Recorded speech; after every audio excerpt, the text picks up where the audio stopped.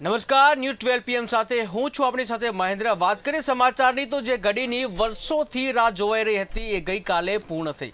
અયોધ્યામાં શ્રી રામ જન્મભૂમિ સ્થળ પર મંદિર બન્યું અને ત્યાં રામલલ્લા બિરાજમાન થઈ ગયા છે। રામલલ્લાના અભિષેક બાદ ભગવાન શ્રી રામના દર્શન કરવા લોકો અયોધ્યા ધામમાં ઉમટવા લાગ્યા છે। અયોધ્યા પહોંચતા હજારો ભક્તો ગમે તેટલી વહેલી તકે મંદિર પહોંચીને રામલલ્લાના દર્શન કરવા માંગે છે।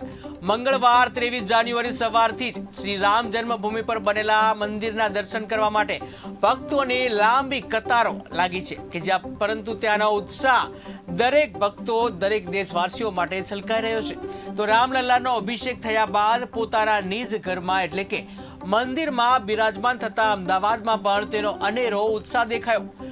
અમદાવાદના ઈસનપુર વિસ્તારમાં આવેલા પ્રધાનમંત્રી આવાસ યોજનાના રહેવાસીઓ દ્વારા આ દિવસની ઉજવણી ખૂબ જ યાદગાર બનાવાઈ હતી। દિવસે રેલી સાથે શોભાયાત્રા બાદ રાત્રિ વેળાએ રામધૂન અને ભવ્ય આતશબાજીનો કાર્યક્રમ રાખવામાં આવ્યો હતો, જેમાં મોટી સંખ્યામાં તમામ રહેવાસીઓ હાજર રહ્યા હતા। ભક્તો દ્વારા જે રીતે ઉત્સાહ દેખાઈ રહ્યો છે તેને લઈને આજે દરેક વ્યક્તિના મનમાં ઘરોમાં રામલલ્લા બિરાજમાન થયા હોય તેવી અનુભૂતિ સ્થાનિકો કરી રહ્યા છે।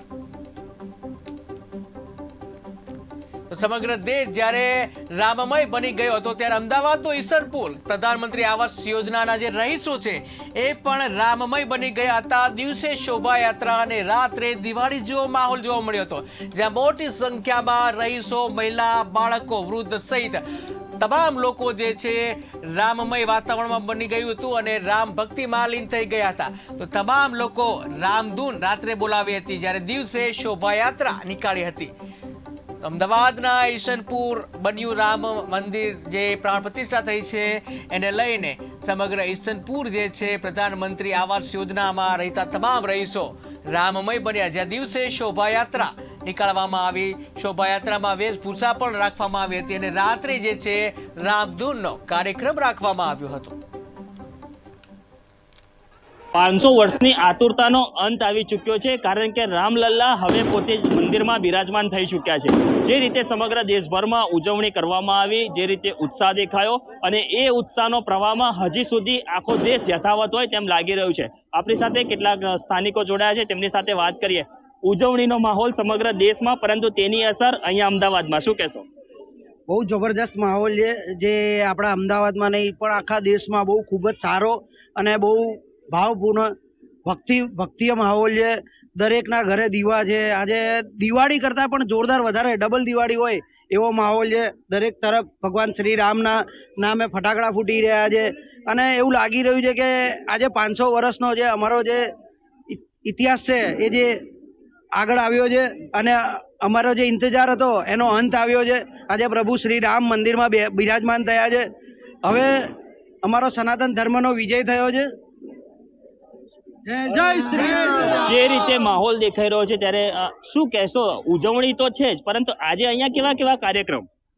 આજે સવારથી માંડી સોસાયટીના તમામ રહીશો એ સવારે નાના છોકરાઓ માટે વેશભૂષાનો કાર્યક્રમ ગોઠવ્યો હતો।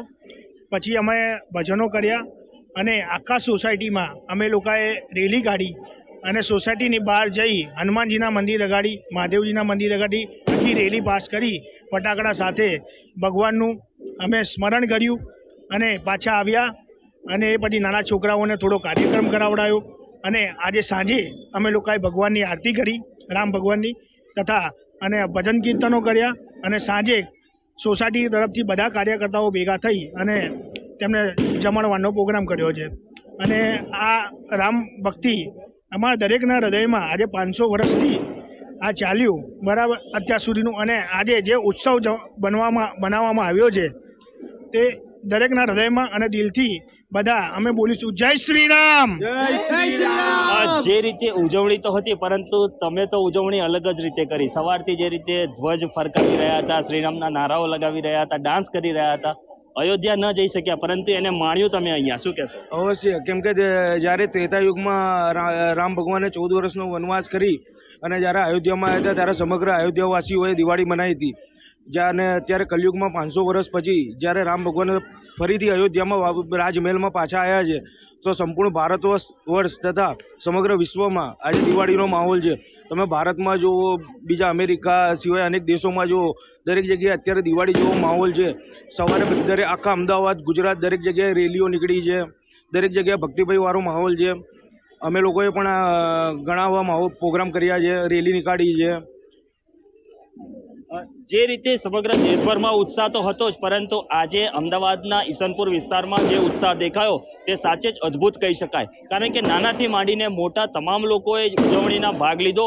તે પછી કોઈ પણ પ્રકારનું આયોજન હોય, જેમાં રેલી હોય, રામકથા હોય, અખંડ રામધૂનની વાત હોય કે પછી બીજી કોઈ પણ વાત હોય, તમામ જગ્યાએ જે રીતે ઉત્સાહ દેખાયો તે સાચે જ પ્રશંસાને પાત્ર છે. 500 વર્ષની આતુરતાનો આજે અંત આવ્યો છે. સમગ્ર દેશભરમાં જે રીતે અયોધ્યાની અંદર પ્રાણ પ્રતિષ્ઠા મહોત્સવની ઉજવણી કરવામાં આવી, તેનો જશ્ન આજે દેશ નહીં સમગ્ર દુનિયા મનાવી રહી છે.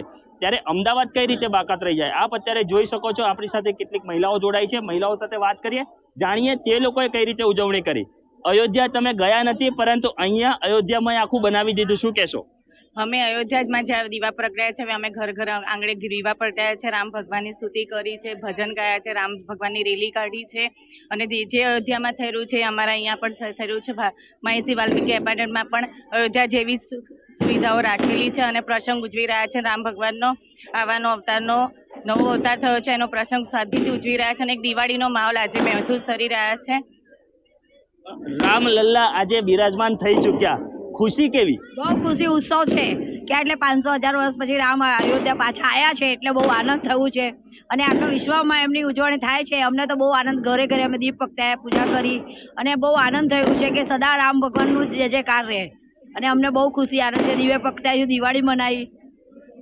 આજે અહીંયા દિવાળી જેવો માહોલ તો દેખાઈ જ રહ્યો છે. સમગ્ર દેશભરમાં આવો ઉત્સાહ છે. આ ઉત્સાહને તમે કેવી રીતે માણ્યો?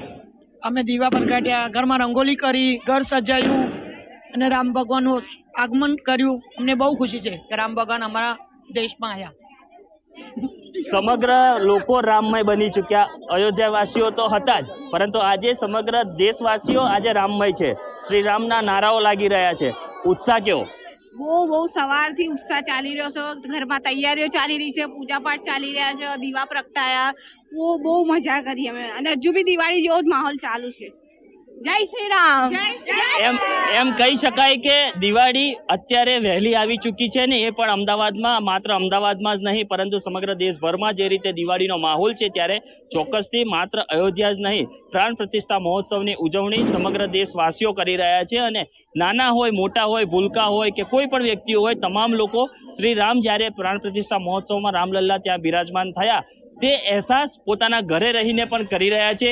દીવડાઓ પ્રગટાવીને કરી રહ્યા છે, ડાન્સ કરીને કરી રહ્યા છે, રામધૂન બોલાવીને કરી રહ્યા છે. ને જે ઉત્સાહ દેખાઈ રહ્યો છે તે સાચે જ એમ કહી શકાય કે શ્રીરામ આજે દરેક ઘરમાં, દરેકના દિલમાં બિરાજમાન છે.